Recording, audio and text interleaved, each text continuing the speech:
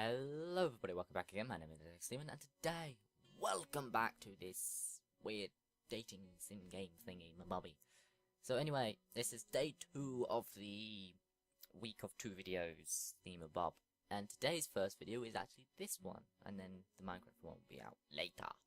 But for now, let's jump back into our little adventure of this reading thing. Let's go. Load. An absolutely long list of meditations starting back at me from the paper seems immemorable.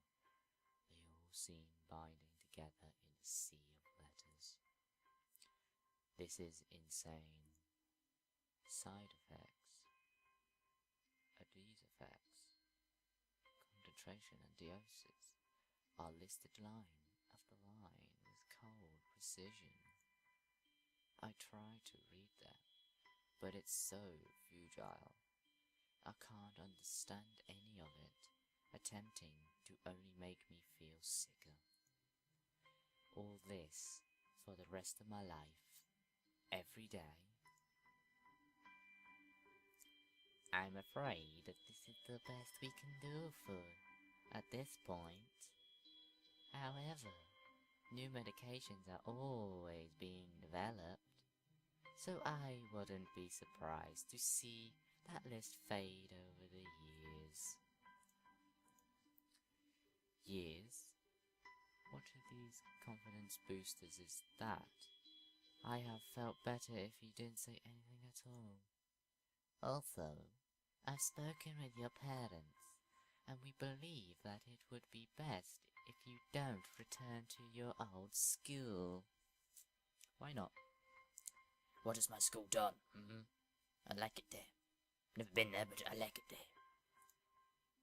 What? Please, calm down, Hisao. Listen to what the doctor has to say. Maybe I don't wanna. What do you think about that? Calm down.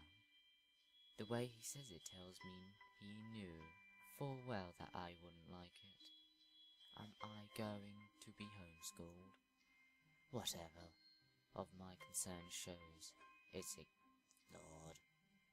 We all understand that your education is permanent.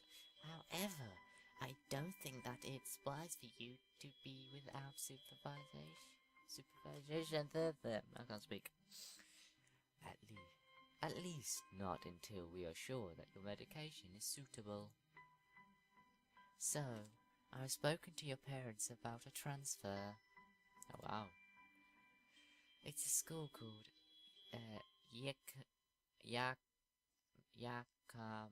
Yamaku Academy that specializes in dealing with disabled students. Disabled? What? Am I? It has a 24-hour nursing staff, and it's only a few minutes away from a highly regarded general hospital. The majority of students live on the campus. Think of it as a boarding school of sorts. It's designed to give students a degree of independence while keeping help nearby. Independence? It's a school for disabled kids. Don't try to disguise that fact. If it was really that free, there wouldn't be a 24-hour nursing staff, and you wouldn't make a hospital being nearby a selling point. Of course, that's only if you want to go, but your mother and I ain't really able to homeschool you. We went out there and had a look a couple of weeks back. I think you would like it. It looks like I really don't have a choice. Compared to other heart problems, people with your condition usually tend to live long lives. You need a job one day, and this is a good opportunity to continue your education. This isn't an opportunity. Don't call it an opportunity. Don't call it a goddamn opportunity. Well, you should be excited, Action, chance to go back to school. I remember you wanted to return to school, and while it's not the same one... A special school, that's an insult.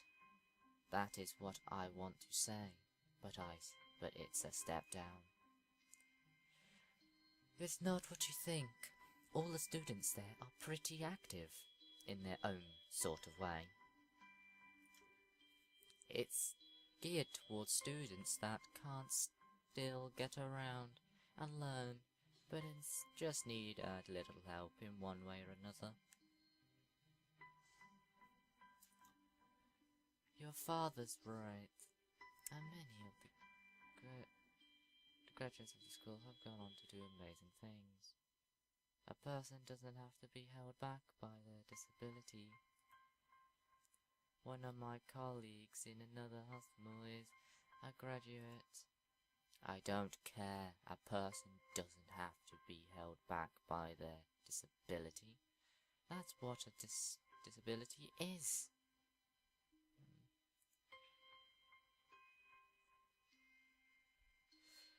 I really hate that something so important was decided for me. But what can I do about it? A normal life is out the question now. It's funny, I had always thought my life was actually kind of boring, but now I miss it. I wanted to protest. I wanted to blame this lack of reaction on shock or fatigue. I could easily yell out something. Oh god, what's happening? I could easily yell out something. Something about how I can go back to school anyway. But no. I don't say anything. The fact is that I know now. It's futile. I look around the room, feeling very tired of all this. The hospital doctors, my condition, everything. I don't see anything that would make me feel any different. For God's sake, there really isn't a choice. I know this, but the thought of going to a disability school, what are those even like? As much as I try to put a positive spin on this, it's very difficult.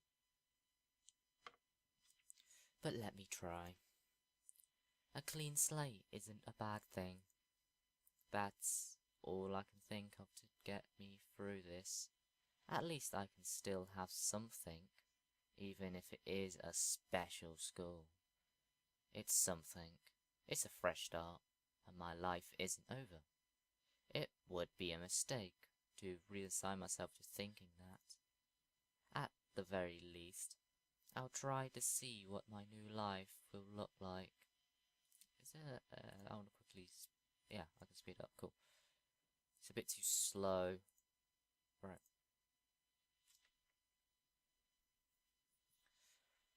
Well, oh, what's going on? Hey, we start the game.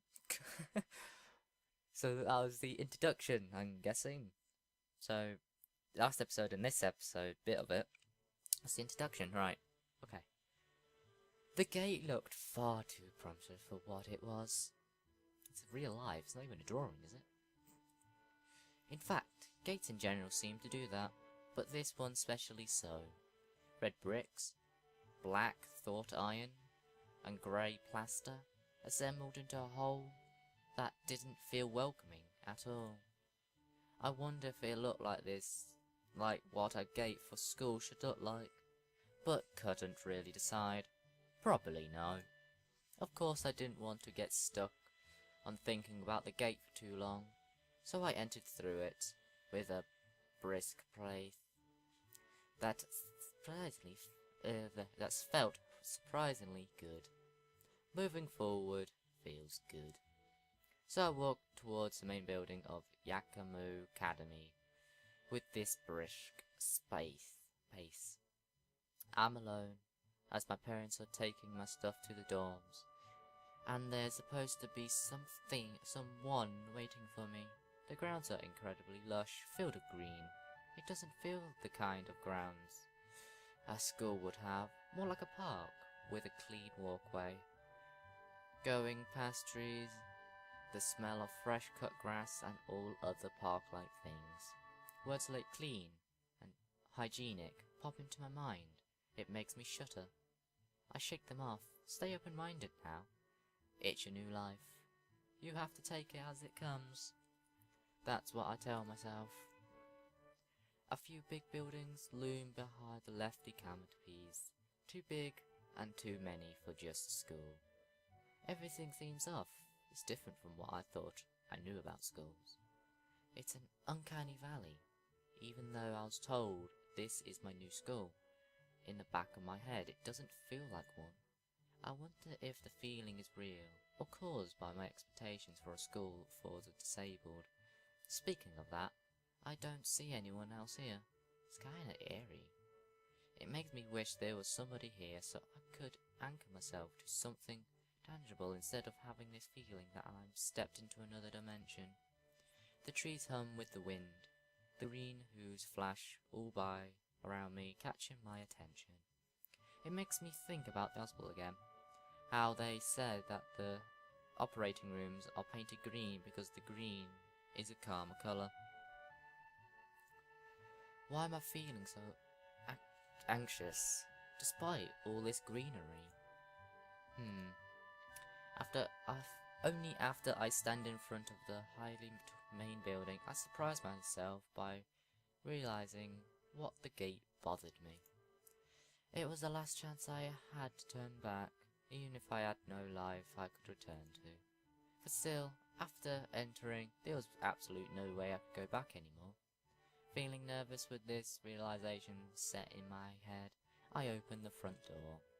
A tall man with a bad posture notices me as I enter. We're only people in the lobby, so it's only logical. You must be Nikki. Naki? So you are. Excellent. I am your homeroom and science teacher. My name is Mikutu. Welcome. We exchange a handshake that is neither firm or sloppy, and he looks at his watch. The head nurse asked for you for a brief check-in visit, but there's no time for that now. Oh, should I go later? Yes, afternoon is probably fine. You should go back and introduce yourself to the rest of the class. They're waiting already.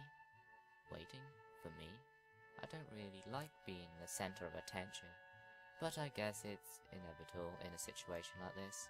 Somehow not knowing what is waiting for me makes me feel really nervous. Thinking of this, I almost miss what the teacher is saying. Do you want to introduce yourself to the class? Why? Yeah, of course. Yeah, of course. Yeah, sure. I mean, isn't that normal? Of course, but not everyone likes to be the center of attention. I'm probably one of those people, but I guess I should be the one to give the first impression of myself. Right. But it's no problem. Let's go then.